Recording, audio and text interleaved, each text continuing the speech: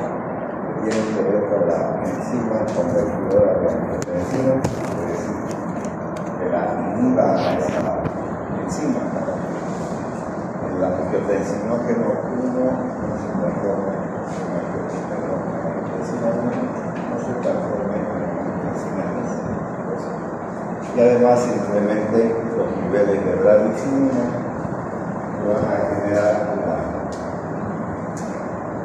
producción de prostaglandina. Bueno, ya hemos visto el captopril primero, segundo el enalapril con el enalaprilat, y ahora vamos a ver el tercer fármaco que es lisinopril. Entonces lisinopril, recuerden que el único fármaco que no es un profármaco es el captopril. Hasta ahora lo que hemos visto, el enalapril sí es un profármaco. Ahora vamos a ver el lisinopril. Se va a absorber con lentitud cerca del 20% después del consumimiento por vía oral. Fíjense que no tiene una gran absorción del medicamento, la concentración inflamatória alcanza alrededor de 7 horas. Es bastante lento en la emergencia, no es un buen medicamento para administrar. Voy a hablar de la emergencia hipertensiva. Se elimina como compuesto interno por los riñones y la vida media de la muestra. La dosificación oral varía entre 5 a 10 miligramos con un máximo de 40 miligramos de este medicamento. No deja de ser una buena alternativa ahí, ¿verdad? Y las diferentes presentaciones, como ustedes pueden ver, de 5 miligramos, de 10 miligramos, de 20 miligramos, de 30 y 40. Pueden ver lisinopril. El nombre comercial es Split, pero vienen con varios nombres. Podría también tener un nombre de tipo 3, ¿verdad? Pero una presentación incluyen ahí ¿no? Medicamento. Bueno. Ahora, benacetril, otro fármaco que también tenemos como una receta terapéutico referente a esos inhibidores de la angiotensina. El benacetril se absorbe con rapidez también, porque de manera incompleta, 37%, un poco mejor que el anterior, después de la angiotensina. Benacetril se metaboliza casi por completo en benazaprilat o benazaprilato, como quieran ustedes. Ya lo conjugamos en un cronómetro de benacetril y benazaprilato, que se excretan tanto por la orina como a través de la vena. Recordemos que este fármaco, este metabólico, es muy activo con respecto al bloqueo de la enzima convertidora de angiotensina. Podríamos decir también que es un fármaco, como pueden observar. Todas las concentraciones plasmáticas máximas, ¿no?, de los cetriles y de los activados se alcanzan aproximadamente de media a una hora. De los activados, entonces, por formalidad y obviamente la dosificación oral de la cetriles que se consigue en el comercio, que luego se va a transformar en el organismo, varía entre 5 a 80 miligramos de dosis única, o dividida también, puede hacer cada 12 horas, o también puede administrarse a boca. Entonces, tenemos una presentación de neuromoleculares, como pueden observar también del medicamento.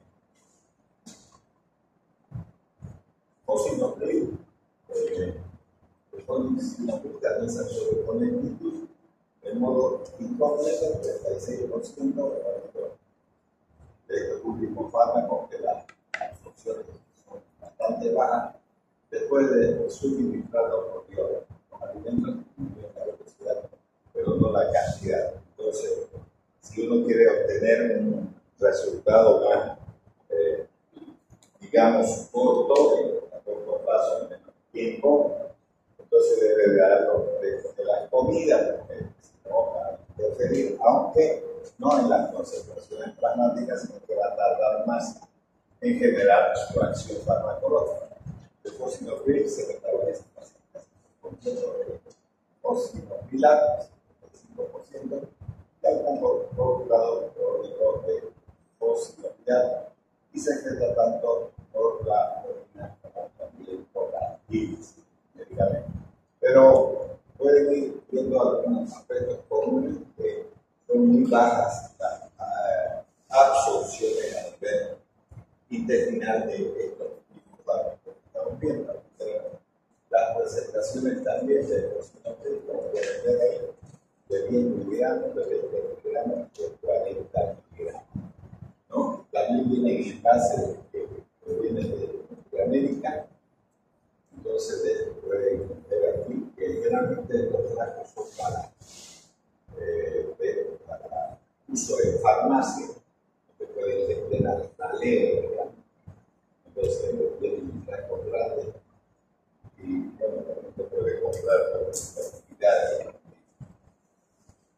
Aunque solo el dinero es el que evita la compra de ellos, porque en realidad ya hemos hablado con ustedes de que la hipertensión arterial, salvo la leve, todas las demás de moderadas a graves no se curan, solo se controlan. Entonces comprar una tabletita no sirve de nada, porque eso nos pasará una vez para el día y se acabó el problema. Bueno, seguimos con el fosinopril, la concentración plasmática máxima de fosinopilato, que es un metabólico activo, se alcanza alrededor de una vida media efectiva de unas 11 horas y media.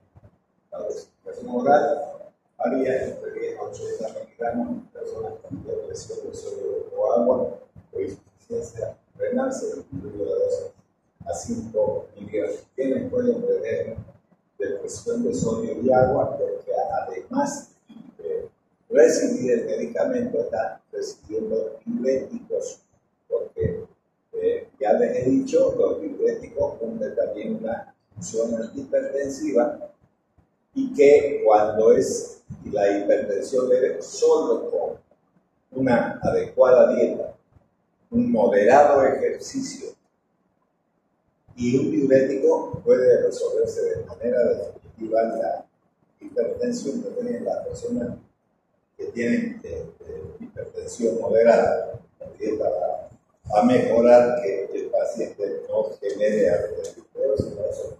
Estoy hablando de evitar la sal, el café, uso del té, puede ser parte de la ejecución de las comidas habituales en esta gente que tiene hipertensión leve.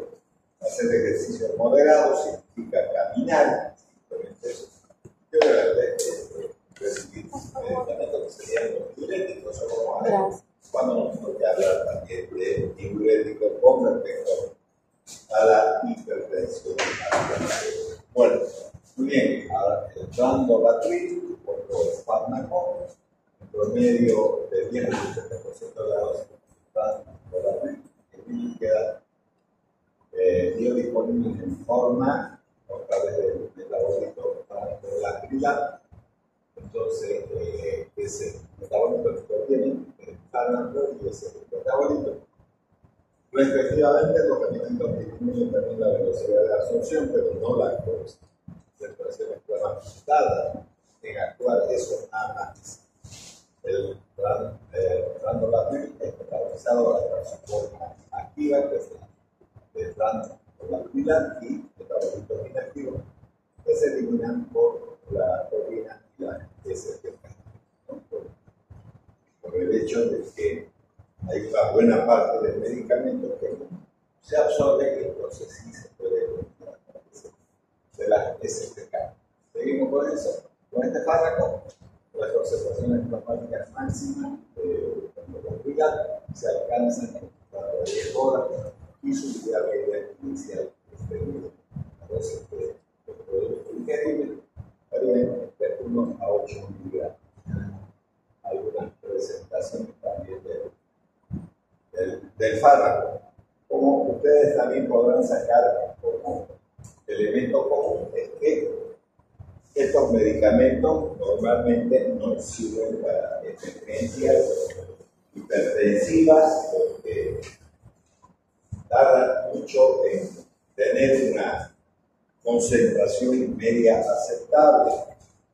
Por lo tanto, no van a servir. Hay otros fármacos que pueden mejorar más rápidamente la presión arterial y luego se puede ya iniciar con estos fármacos para mantener la presión arterial un tanto más baja.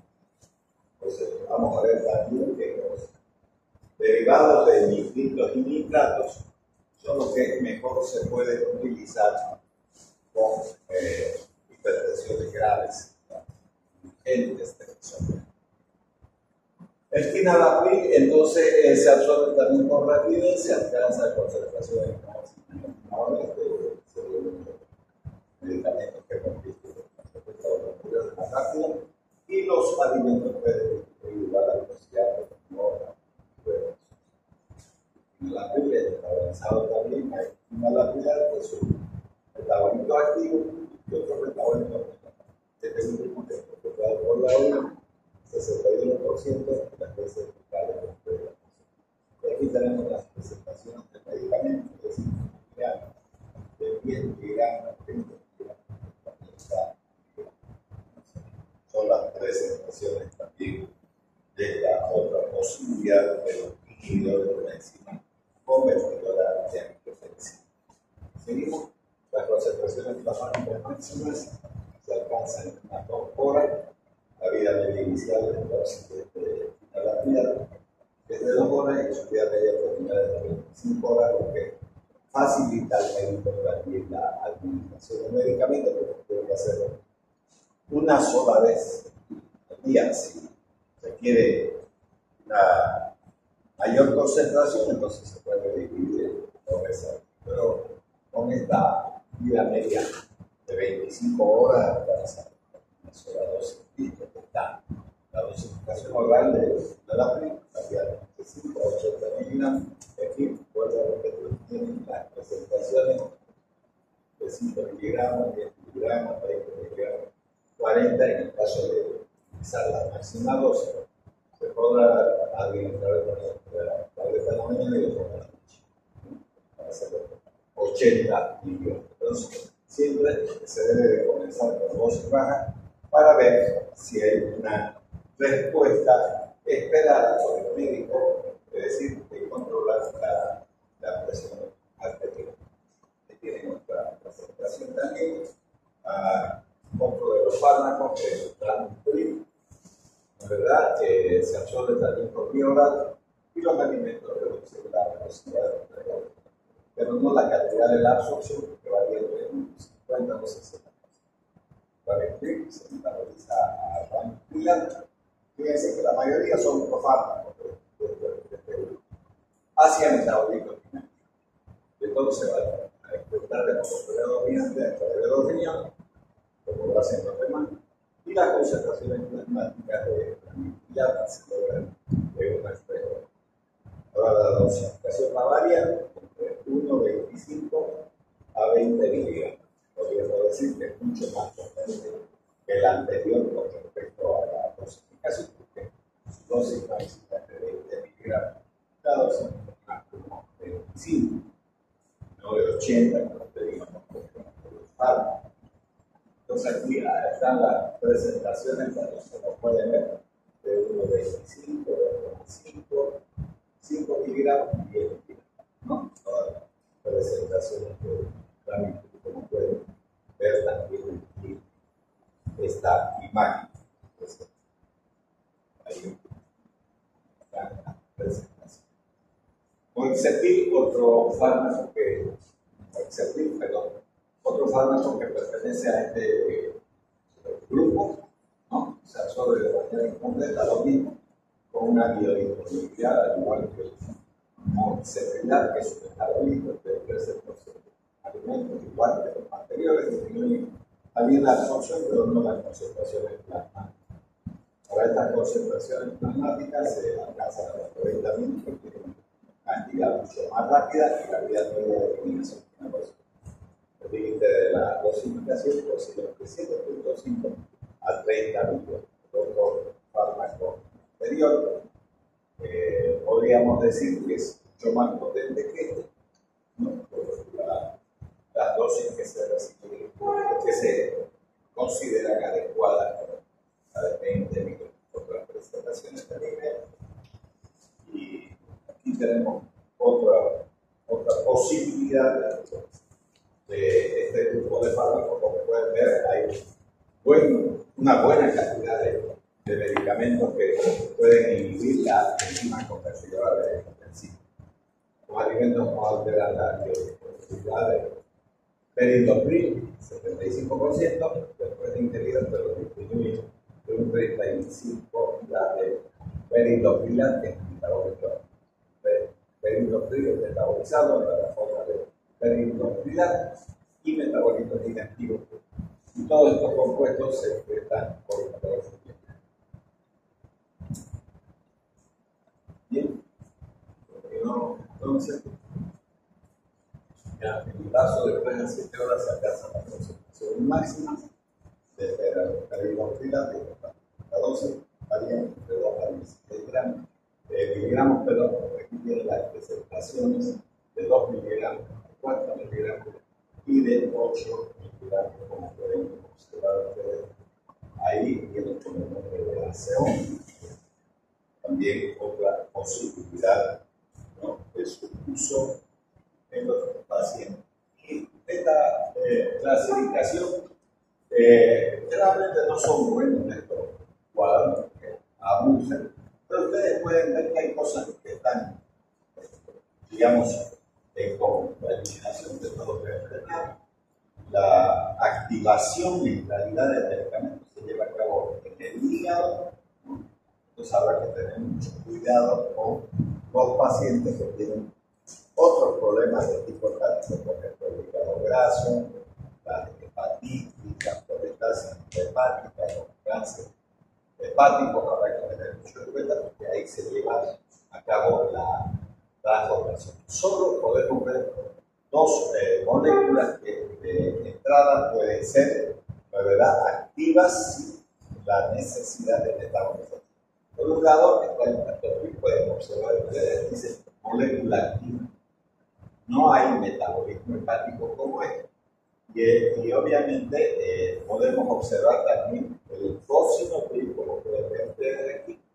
Es verdad que tiene moléculas activas, todas las demás requieren la metabolización para generar, no es verdad, el metabolito activo. Solo el captopril, como hemos mencionado, el fosinopril, de hecho, tiene moléculas activas. Después, como pueden ver, son muy elevadas la vida media de los fármacos, que es a 11 de pocos que tienen muy baja vida media, como por ejemplo el monoxidil, pero también el abril de 2 horas, es bastante bien para ver la dosificación que se puede administrar al paciente. Y aquí tenemos las dosis de los medicamentos. La verdad que generalmente son drogas mucho más potentes, aunque en algunos casos, por ejemplo, en este 25 a 20, en cambio aunque tenga 80, pero se puede comenzar con 5 miligramos, que no es mucho. El otro fármaco que también tiene dosis elevadas es el captopril, que es el primer medicamento que se puso a consideración del cuerpo médico para que pueda administrar a los pacientes. Ahora, la clasificación de los medicamentos, ¿no?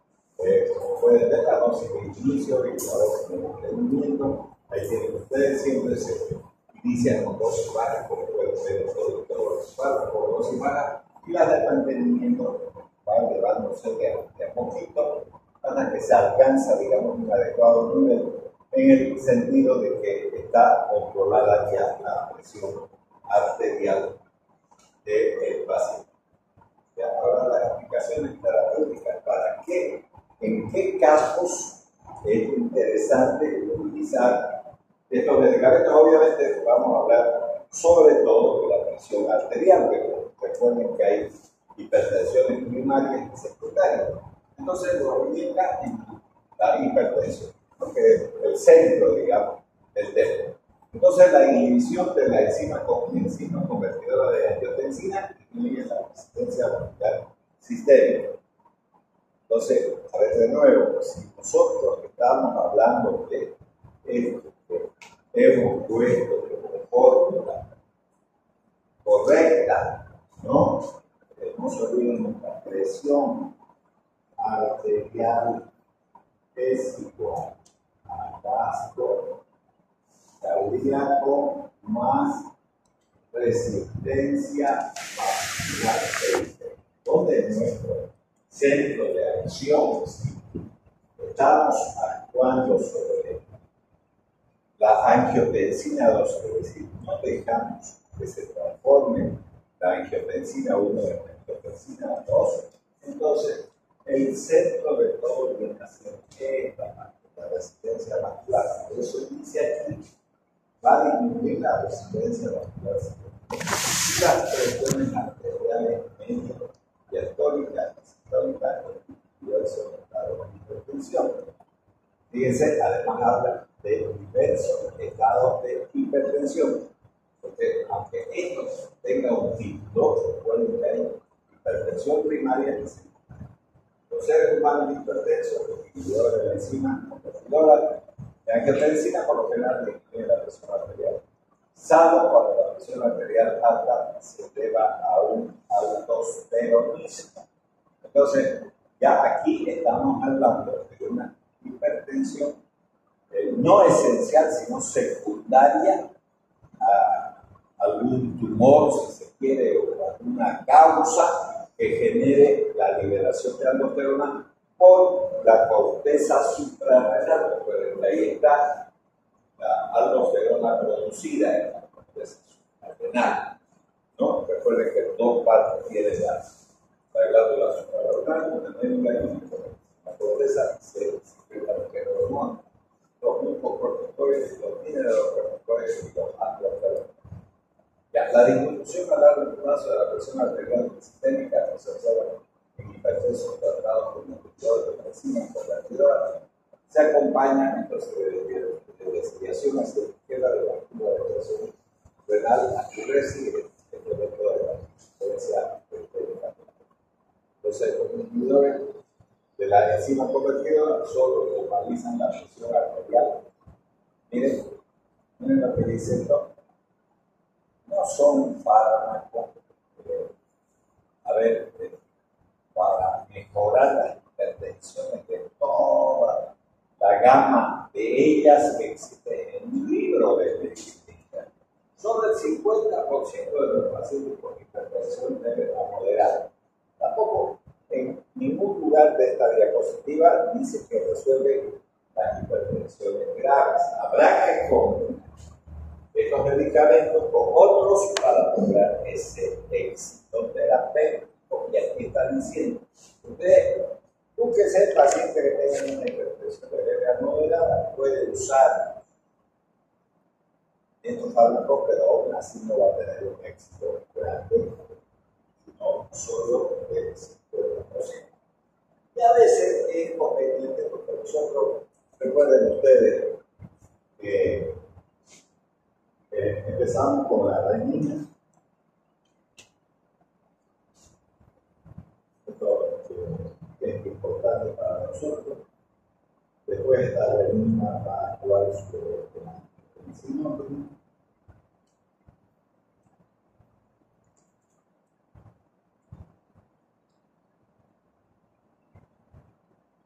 Y al actuar sobre esto, entonces vamos a transformar este elemento en angiotensina.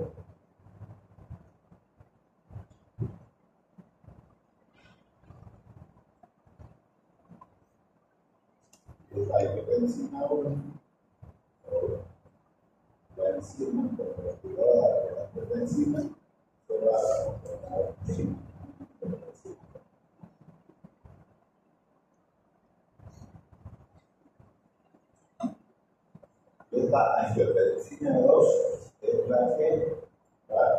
activar esta sustancia a elevar entonces la resistencia periférica. Nosotros bloqueamos esto, no se puede. Pero esta, si se llega a formar, estamos bloqueando el principio, estamos inhibiendo, entonces esta hipertensión va a algo.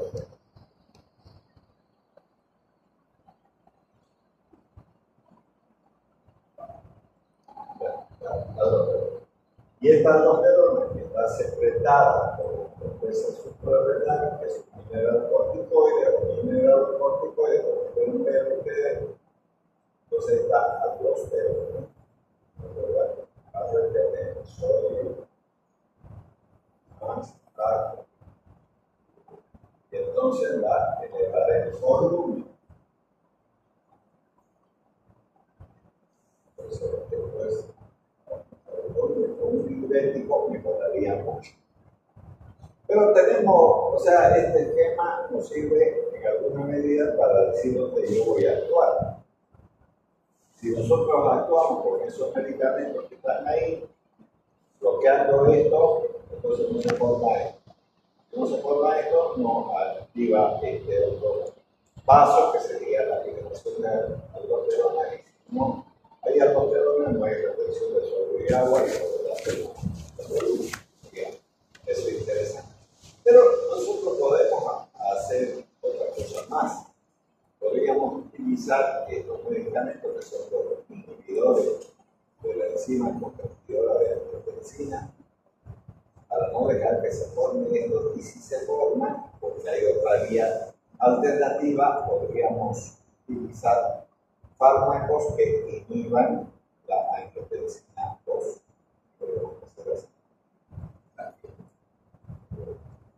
Claro, también.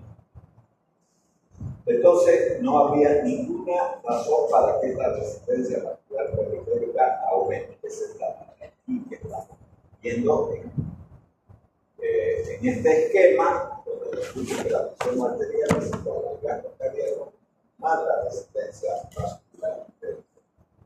Entonces, en base a ese criterio, la verdad que es fisiológico de formación de este esquema, ¿no?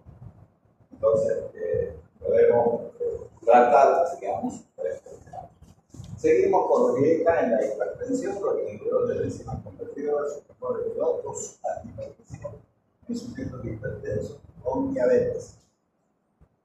Recuerden que nuestros primeros temas eran los beta-bloqueantes y hemos excluido a los diabéticos del uso de esos medicamentos.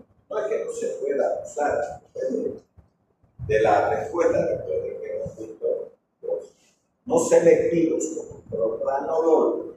Entonces hemos dicho, bueno, ese medicamento no sirve porque va a afectar, pero podríamos utilizar los cardioselectivos, por ejemplo, para repetir el atenolol.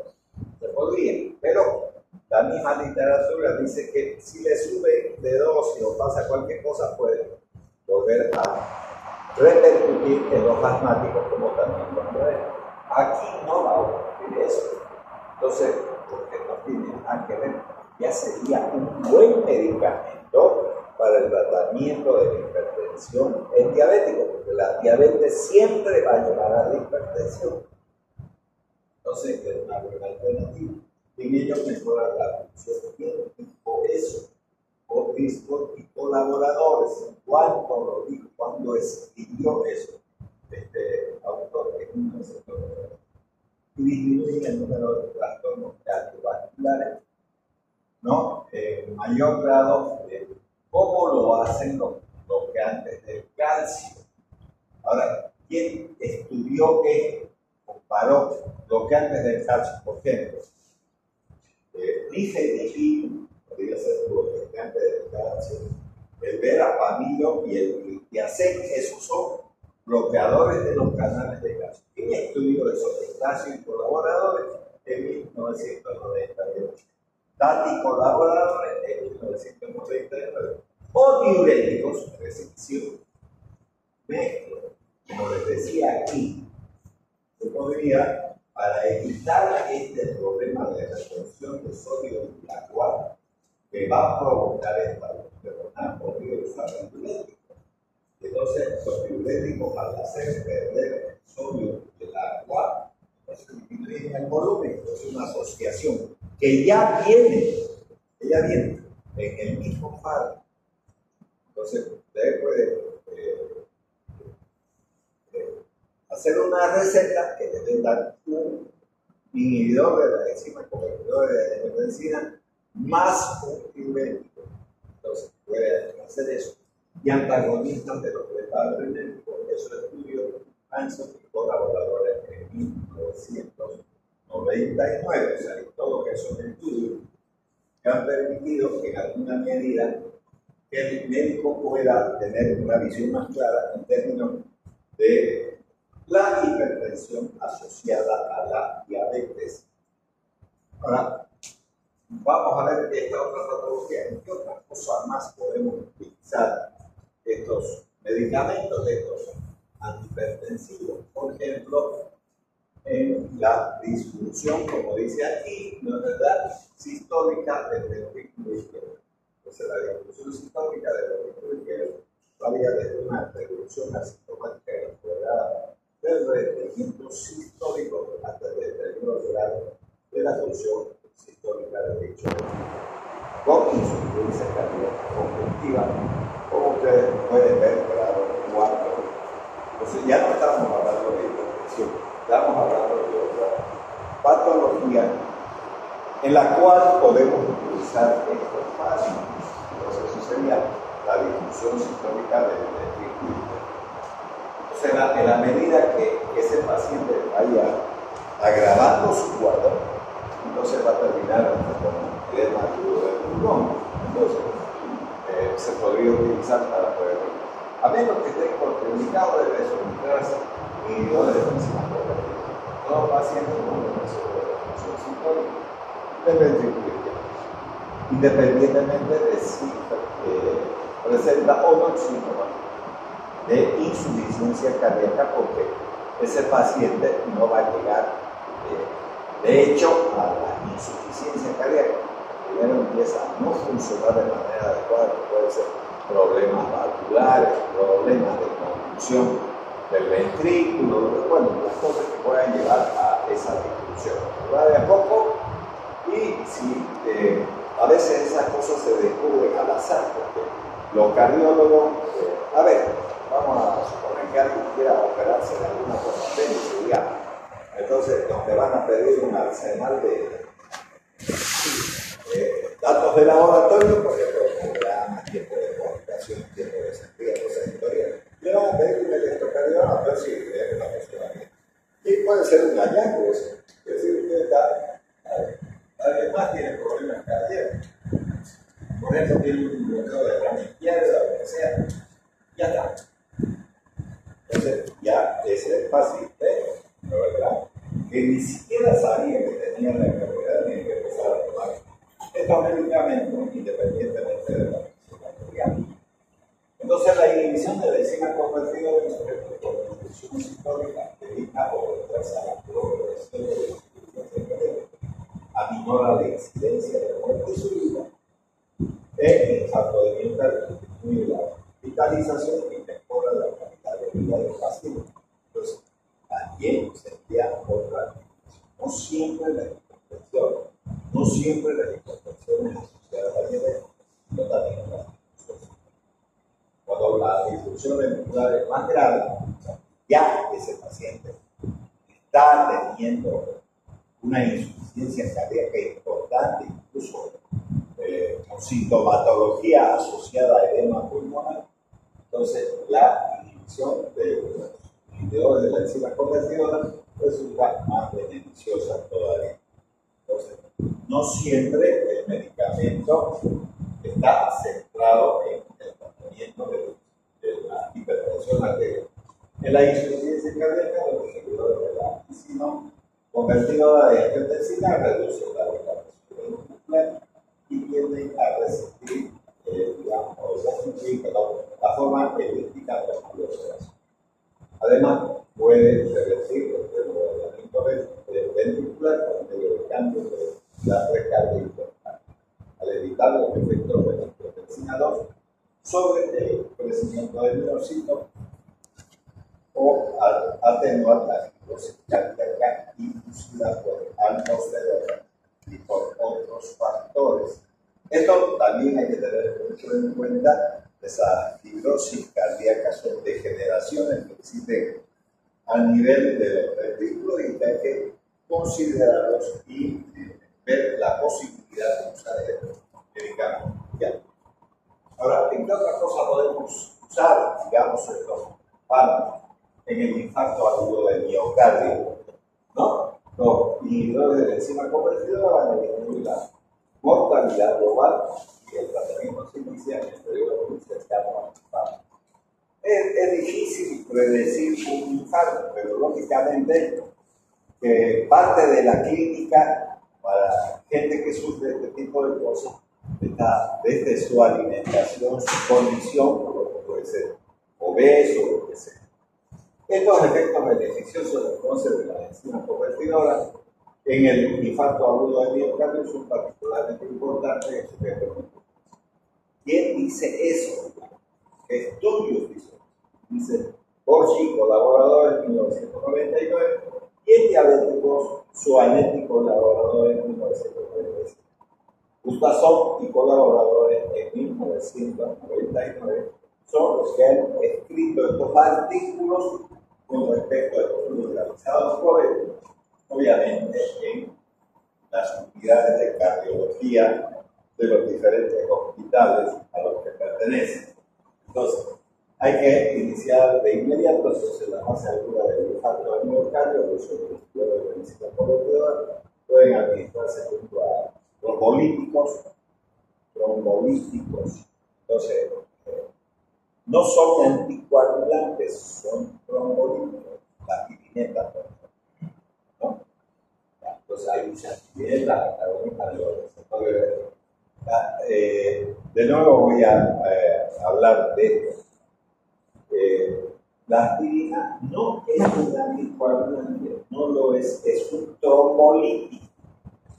Funciona como un anticoagulante, es cierto, pero en realidad su término adecuado es que es un trombolítico.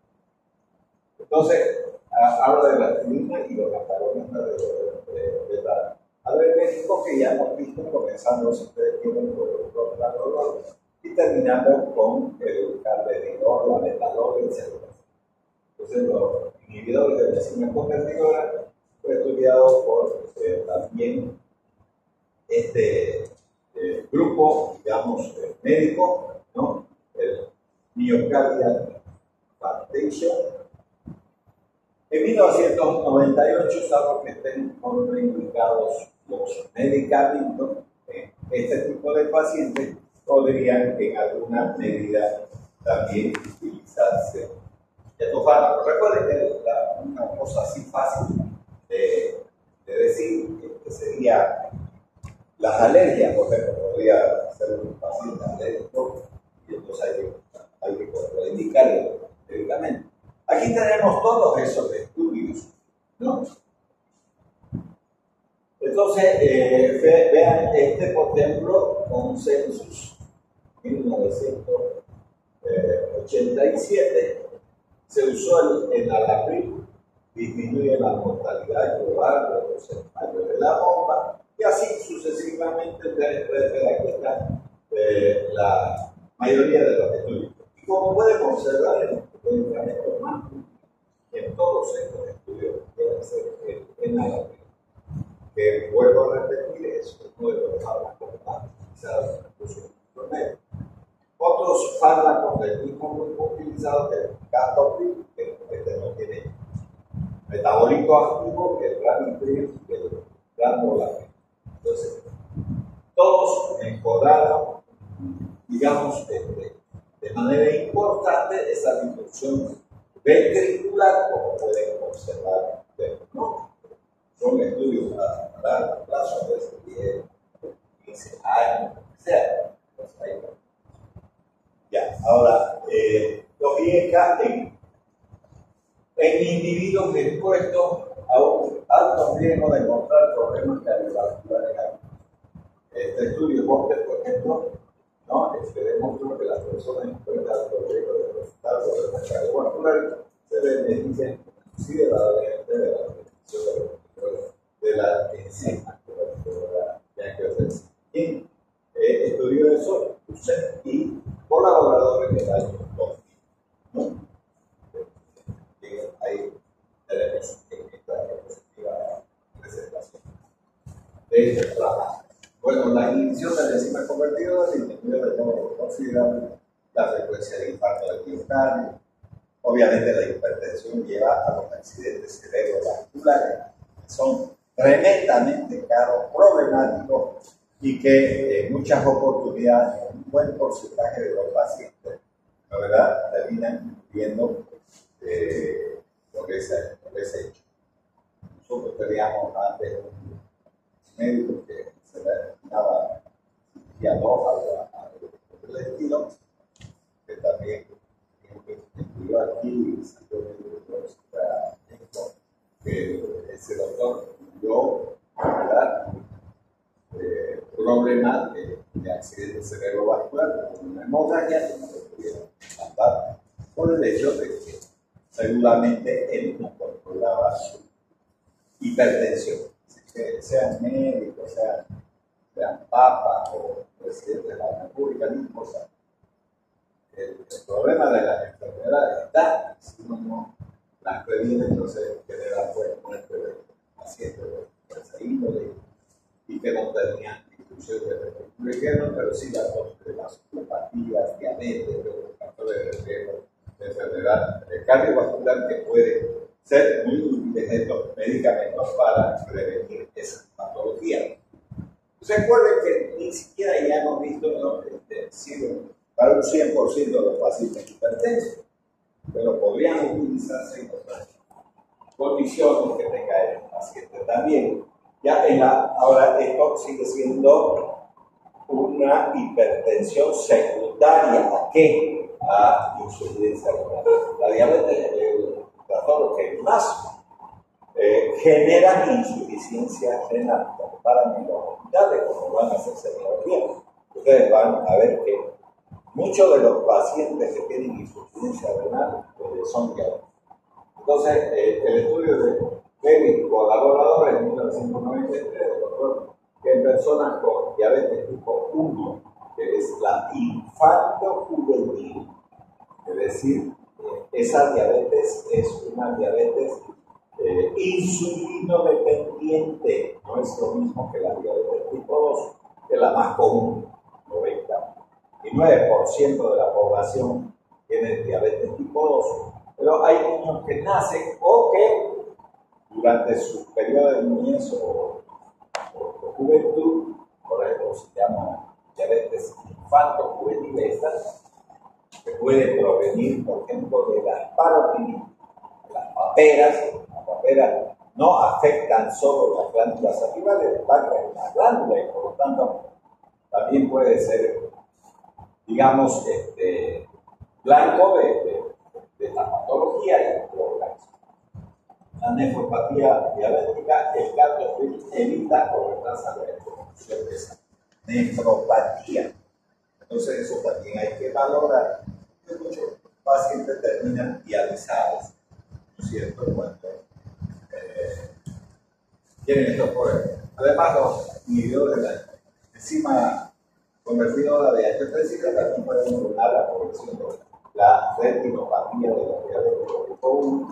Eso lo estudió Chaturvedi y colaboradores en 1998. Es sujeto con muy diversas nefropatías no diabéticas, que eso estudió Nacho y colaboradores en 1996, y pueden detener el periodo de la filtración de la medular, incluso en individuos con nefropatía grave. Entonces, lo estudió Genetti y colaboradores en 1991. Entonces, ahí tenemos también varios estudios con respecto a la afectación que puede generar la diabetes con respecto al riñón, ¿verdad? Y también también, obviamente, los problemas oculares, porque la retinopatía diabética va a llevar a la ceguera obligatoriamente del paciente. Que no es lo mismo hablar también de otra patología ocular que genera la diabetes, que son las cataratas. Efectos adversos ahora de los niños con reacciones adversas graves debido a su uso de los inhibidores.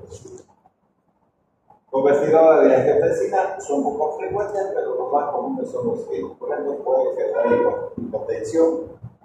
Es decir, cuando uno no comienza con dosis bajas, va directo a una dosis que se le ocurra, por ejemplo, a la punta de 10 miligramos, sin comenzar con 5 miligramos, puede generar en esas personas hipotensión.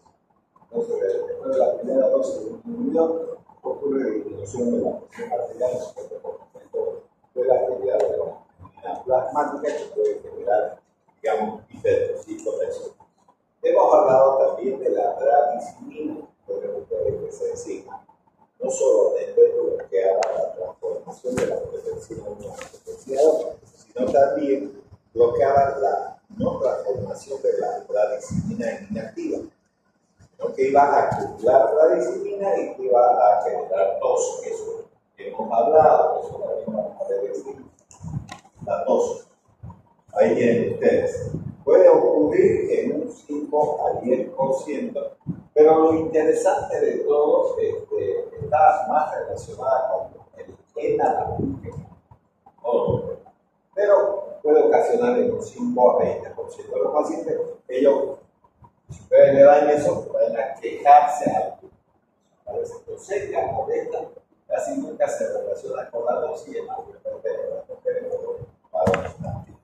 Pero eso ocurre cuando se están acostando en la noche. Durante el día no tiene mucho problema, pero durante la noche, o sea, cuando se van a acostar en la cama, entonces ahí aparece. Ya. También podemos encontrar, digamos, hiperpotasemia, puede causar hiperpotasemia en personas con insuficiencia renal o aquellos que toman diuréticos ahorradores de potasio. Bueno, voy a hablar de los diuréticos ahorradores de potasio. Son 3. La espironolactona es un ahorrador de potasio. La amilorida y el triantereno. Son los 3 diuréticos ahorradores de potasio. Voy a volver a repetir: la espironolactona, la amilorida y el triantereno. Esos 3 diuréticos, ¿no?, son ahorradores de potasio. Y fíjense lo que dice también antiinflamatorios no esteroideos, que ya hemos hablado de aspirina, de ibuprofeno, de paracetamol, metamizol, novalgina, etcétera, etcétera, pueden llegar a producir esos problemas. Por eso les decía también, hay que explicar sobre los AINES. Bueno, también puede ser útil estos fármacos en la insuficiencia renal. La inhibición de las enzimas puede favorecer la aparición de insuficiencia renal aguda en sujetos con inflamación lateral de la arteria renal. Esto es obligatoriamente es un tratamiento quirúrgico que es venoso. No hay medicamento que resuelva el problema. El exantema cutáneo, entonces los inhibidores de enzima convertidora suscitan un exantema también aculocoagular que puede no generar efecto. El otro problema que puede generar como efecto adverso es la proteinuria. Entonces los inhibidores de la enzima convertidora se han relacionado con proteínas. Más de 1 gramo al día puede haber. Y esto hay que recordarlo porque cuando usted le hace análisis de orina, esta proteína no está nada buena. Uno puede decir, la miércoles este paciente ya está empezando con un problema, digamos, renal. Puede no ser. Entonces, en su historia clínica, siempre preguntar si está tomando algún medicamento. Y es bueno consignarlo porque el medicamento puede estar produciendo esto y no tener una alteración de tipo renal. Ya está, solamente con efecto de medicamento. ¿No? Bueno, potencial cetofático. esto es importante para nosotros también, porque no quiere decir que las mujeres que se embarazan, entonces no puedan tener hipertensión o cualquier problema. Entonces siempre hay que pensar eso también. Si bien los inhibidores de la enzima convertidora no son terapia del periodo temprano de la potencia, primer trimestre, es cuando se va a llevar a cabo eso, proporcionar de manera continua este medicamento durante el segundo y tercer trimestre, tal vez genere oligodramios, ¿no? O sea, una cantidad de líquido donde está el feto. Hipoplasia de la bóveda craneal y pulmonar, retraso del crecimiento y muerte fetal puede ocurrir. Por eso, también ya en algún momento de utilización de fármacos en el embarazo, yo había mencionado que pocos fármacos se utilizan durante el embarazo. Dentro de eso está la intralacina, que varias veces le hemos puesto como ejemplo, y que puede ser un fármaco útil en las mujeres que tengan hipertensión en el embarazo. Eso estoy hablando. Ahora, edema angiognerótico es una forma de alergia, Artus ha clasificado desde la urticaria hasta el shock anafiláctico para pasarlo por el edema angiognerótico. Entre el 0,2% de los pacientes con inhibidores de enzima convertidora, entonces, la inflamación rápida de la nariz, garganta, boca, glotis, nariz, o sea, tremenda dificultad respiratoria superior. Todo lo que es vía respiratoria está afectado. Desde la nariz, la garganta, la boca, la glotis, la nariz, la lengua. Este efecto de esos llamadores de angiognerótico aparecen relaciones con la dosis y casi siempre aparecen en el proceso de la filtración. Entonces, recordemos cuando hemos hablado de alergia, que dije yo, no es la penicilina la que produce alergia, solo es cualquier medicamento comercial.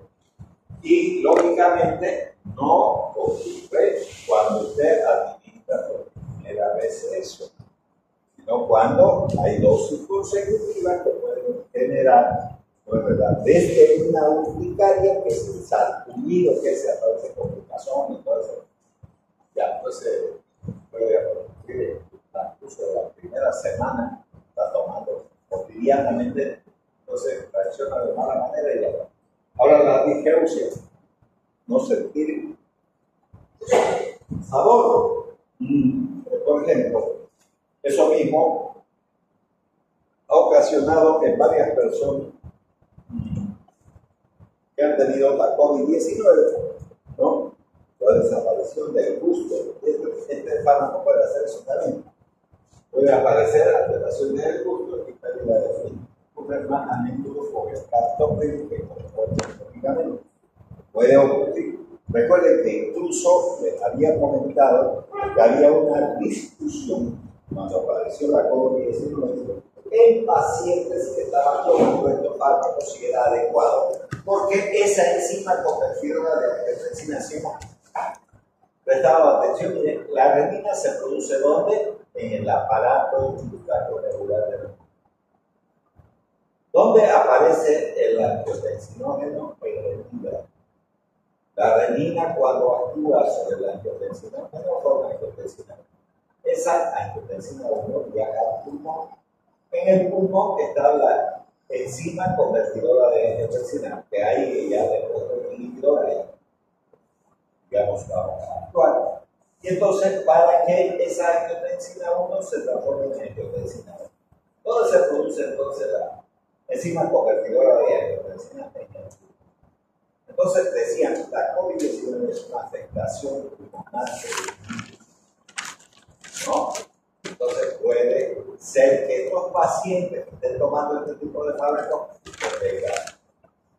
Entonces, eso mismo está en alguna medida, ¿no es verdad?, relacionando que no solamente esa enfermedad viral, sino también el medicamento puede llegar a provocar desaparición del gusto. Es decir, yo puedo, a lo que quiero llegar es que yo tengo COVID-19 y se desaparece mi gusto. Ahí pueden decir, no, entonces eso es el problema de la COVID. No, porque no me han preguntado qué estoy tomando. Si estoy tomando, digamos, por decir Captopril, entonces podría ser por la COVID si no es el medicamento. ¿Da eso que estoy recibiendo? No, ya eso. Para que tengamos en cuenta eso.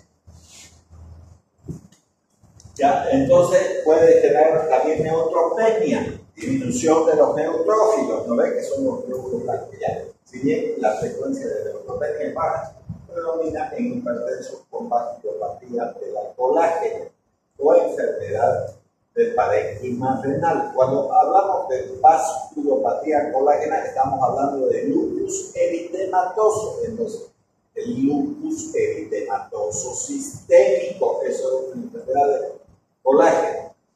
También puede aparecer glucosuria. Recuerden que estos fármacos se deben de dar en pacientes, o por lo menos están indicados, hipertensos con diabetes. Y la diabetes genera glucosuria, pero también el medicamento. Entonces, un efecto adverso raro, pero más reversible y de desgaste de glucosa en ausencia de triglicéridos. La gente puede creer que el paciente está entrando en una diabetes, estamos utilizando el medicamento y no es. La hepatotoxicidad es inhabitual y reversible casi siempre de la variedad colestática. Entonces, la colestasis hiperrática. Ahora, en la actividad práctica, creo que esta semana comenzamos con la mayor parte de los grupos, aunque hay un grupo que ya expuso macrolidosis. Entonces, los macrólidos pueden llegar a producir a mucha frecuencia esta colestasis hiperrática y sobre todo la eritromicina como estolato de eritromicina. Entonces, eso también habrá que tener en cuenta si se mezclan los medicamentos. Ya para no confundir las cosas, siempre hay que estar pensando en todo. Ya, interacciones farmacológicas, los antiácidos pueden reducir la biodisponibilidad de los inhibidores de enzima convertidora de angiotensina. Los antiinflamatorios no esteroideos, el ácido acetilsalicílico, la aspirina. Eso fue estudiado por Guasi y colaboradores en 1998 y incluye la respuesta antidepresiva a dicho inhibidor. Ya hemos hablado por qué eso, porque no deja que se formen las prostaglandinas y entonces puede bloquear ese sistema y no funcionar su antihipertensivo, porque simultáneamente están consumiendo los ayunos. Lo que les había dicho, si usted tiene dolor de cabeza, sí puede depender de la hipertensión arterial, pero no te vaya a comprar en la venta o en la, lo que sea, digamos, de la esquina de su casa o su barrio, ningún fármaco de esto, ni novalgina, ni ibuprofeno, ni aspirina, ni nada, porque pueden generar que altere la presión arterial. Bueno, eso anule prácticamente la acción de los antihipertensivos. Los diuréticos agoradores del potasio, así como los complementos de potasio, exacerban la hiperpotasemia y ya hemos hablado, ¿no? Espironolactona, amilorida y triptera. Esos son los componentes de potasio. Y incluso la administración de potasio por vía oral y la bibliografía de donde fue extraído el tema. Muy bien, vamos a continuar un poquito más y me voy a dedicar a hablar. Si yo estoy bloqueando esta enzima convertidora de angiotensina y hemos visto en las gráficas que hay otra forma, otro mecanismo de cómo se forma esta angiotensina 2, podría mezclar estos fármacos, es decir, aquellos que bloquean la angiotensina. Solo quiero hablar hasta de que podamos entender el mecanismo de acción de estos denominados sartanes, así se llaman, sartanes.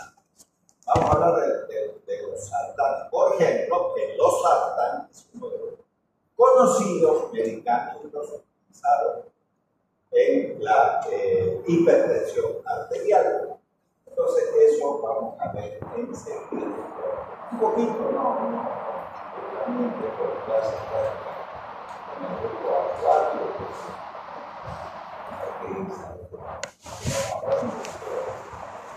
antagonistas de la angiotensina 2. O sea, ¿dónde estamos nosotros?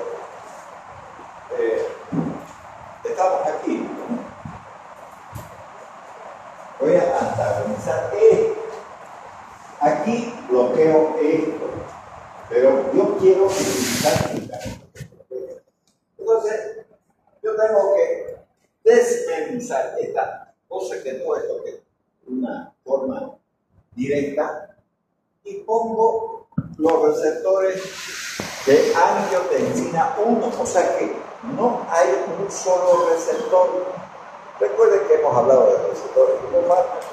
Para poderlos entender, tenemos que saber bien los receptores, si no, vamos a estar mal, porque los fármacos no tienen cerebro, lo que tienen son receptores.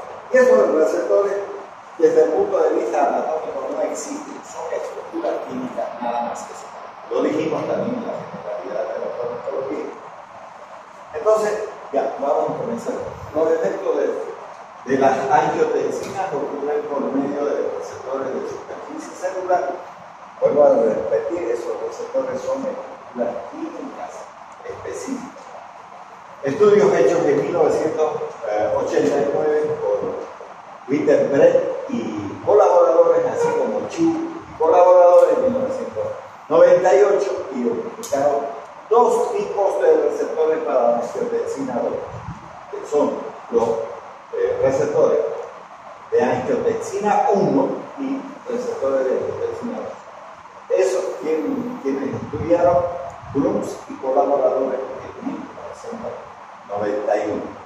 A partir de ese estudio de los receptores y de qué funciones tiene si se une a este receptor o a este, entonces se pueden utilizar estos fármacos.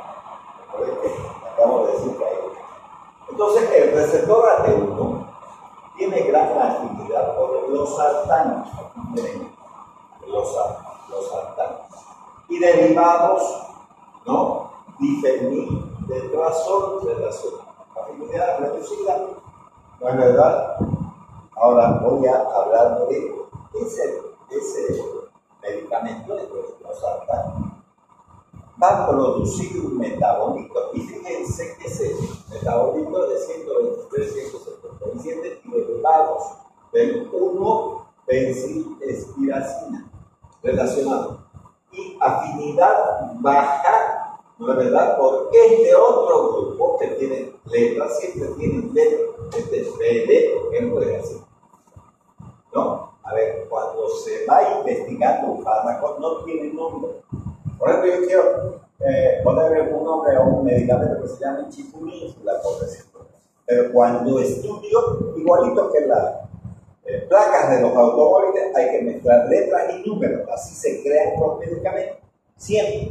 Entonces, aquí tiene, por ejemplo, letras, que es 4, o sea, 421, 12A. Un análogo peptídeo. El receptor AT2 posee gran afinidad por este, metabolito, que es de 123, 177, y el, como pueden ver, CGP 421, 12A, pero baja por el losartano. Entonces, eso vamos a ver y desglosar previamente, conociendo las funciones de los receptores que hay. Me voy a quedar incluso en esa diapositiva de los receptores. Ya, esto es lo que es importante que nosotros tengamos presente. O sea que si no usásemos los medicamentos que acabamos de ver, que son los inhibidores de la enzima convertidora, yo tengo que saber qué miércoles hace este fármaco. O sea, este producto que es el que en realidad eleva la resistencia vascular periférica. Entonces, la angiotensina 2, cuando actúa sobre los receptores AT1, produce vasoconstricción. ¿Cuál es la función más importante de la angiotensina 2?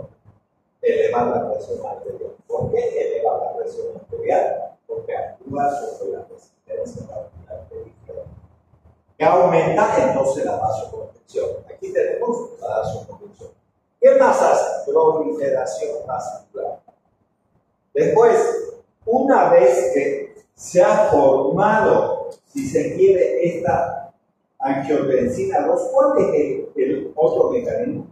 Producir aldosterona. ¿Para qué se produce aldosterona? Para que reabsorba sodio y agua. ¿Y para qué hace esto? Para aumentar el volumen. Y al aumentar el volumen, ¿qué hace? Eleva la presión arterial. Entonces, ¿aquí qué dice? Entonces, al actuar sobre esto, va a generar la secreción de aldosterona, proliferación de cardiomiocitos, incremento del tono simpático. Además, ¿dónde tenemos ese problema? Nosotros tenemos actividad simpática. Por ejemplo, cuando miércoles vamos a hablar del día que vamos a dar el parcial y de los temas. No estoy hablando de ahora, del miércoles. Pero como tiene los receptores, entonces yo quiero saber qué pasa con los receptores AT2, entonces de angiotensina 2. Entonces, vasodilatación, eso sí me conviene. Antiproliferación de vasos sanguíneos, que no haya proliferación vascular, me conviene. Y obviamente, digamos, generar apoptosis, eso es lo que sí. Entonces, de los dos receptores, ¿cuál me convendría, digamos, en términos de la hipertensión arterial? De eso estoy hablando. Me convendría bloquear y con qué voy a bloquear, con los sartanes voy a bloquear, porque si no sé esto, entonces ¿cómo voy a saber lo que va a ocurrir? Si yo bloqueo esto, entonces no se produce nada de esto. Estoy bloqueando aquí, ya está, se acabó. ¿Bueno? Entonces no voy a tener vasoconstricción, no voy a tener proliferación vascular, no va a haber secreción de aldosterona, no va a haber proliferación de cardiomiocitos, incremento del tono simpático. Recuerden que el tono simpático genera problemas cardíacos y entonces estoy hablando que está afectando este cardíaco. Si esto hemos entendido, entonces ya no vamos a poder retirar para que el día miércoles ya lo veamos, digamos, de manera detallada, porque si no, no nos va a alcanzar, digamos, el tiempo y prefiero dejarlo hasta el día miércoles.